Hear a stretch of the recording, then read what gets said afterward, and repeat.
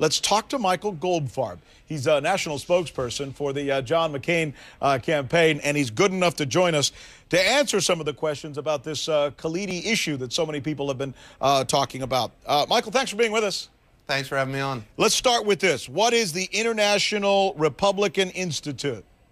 That is an organization that seeks to foster democracy around the world. Did they, under McCain's leadership and chairmanship, actually fund Khalid's Center for Palestine? Remember, Center for Palestine, I understand, was founded by Rashid Khalidi, right? It was founded by about 10 people. It was, at the time, the only organization that did polling in the West Bank and Gaza.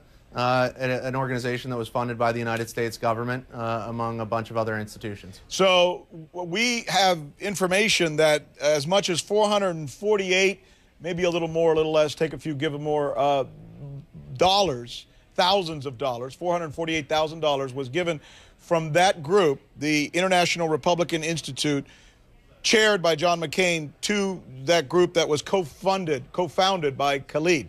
Is that true? Sure.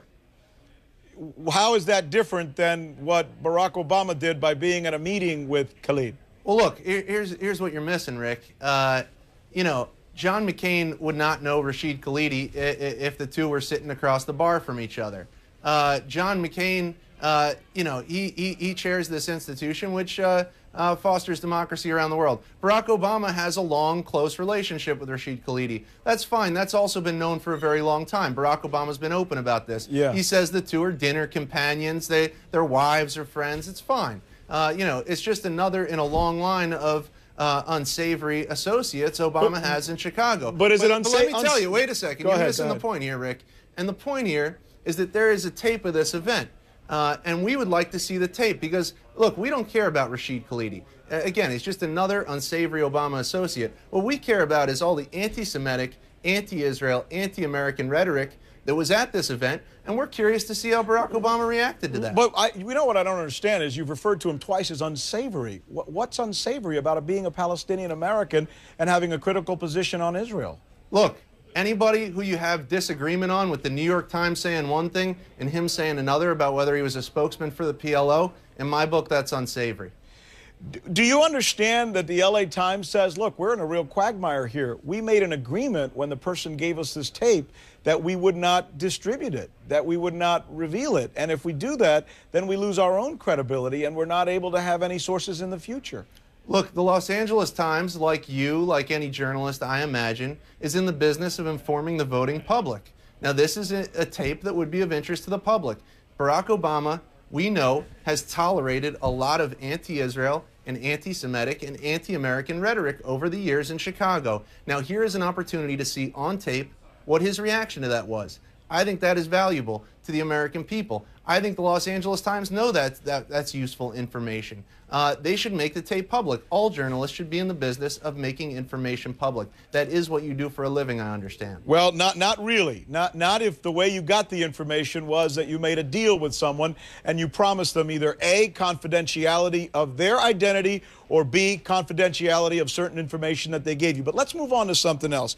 Because you know this, right? A lot of people are going to look at this and they're going to say, they're just trying to smear Obama. They're trying to win Florida by making Jewish voters think that he's against Israel. I mean, look, the guy hangs out with a bunch of people who are anti-Israel. The voters can decide about that. We want to see a tape. A girl got up and read a poem comparing Jews to terrorists, comparing Israelis to Al-Qaeda. A girl got up and read a poem that was an incitement to violence, swore that there would never be another day of peace until the Jews left Palestine. Barack Obama sat there. Did he nod along? Did he applaud at the end of this poem? These are questions we would like the answers to. The Los Angeles Times has a tape of these events. We would like the tape to be made public. We feel these are reasonable requests. Now, I just need to parse this out as best I can from you, Michael. The fact that John McCain's organization gave $448,000 to this group that was founded by Mr. Khalidi, is there no reason for some to be critical of that as well, just as some might be critical of Barack Obama for being at a meeting with some girl read a poem, for example?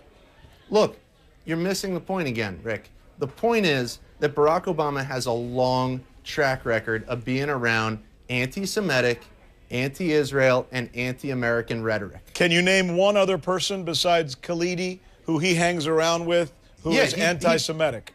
He pals around with William Ayers, who is an unrepentant domestic terrorist. No. The question I asked you is, can you name one other person that he hangs around with who's anti-Semitic? Because that's what you said. Look, we all know that there are people who Barack Obama has been in hot water. Michael, I asked you to name one person. One. Rick. You said he hangs around with people who are anti-Semitic.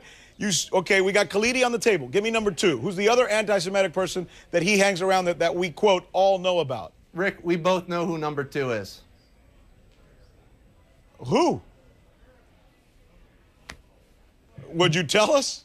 No, Rick, I think we all know who we're talking about here. Somebody who's anti-Semitic that he hangs around with? Absolutely. Well, say it. I think we know who we're talking about, Rick. All right. Again, you charge that Khalidi is anti-Semitic. He would say that his policies on Israel differ from those of Barack Obama and many other people. But either way, I guess we'll have to leave it at that. Michael Goldfarb, thanks so much. We really do appreciate it. This is a good discussion. Really do appreciate you coming here to talk to us. We appreciate it. All right.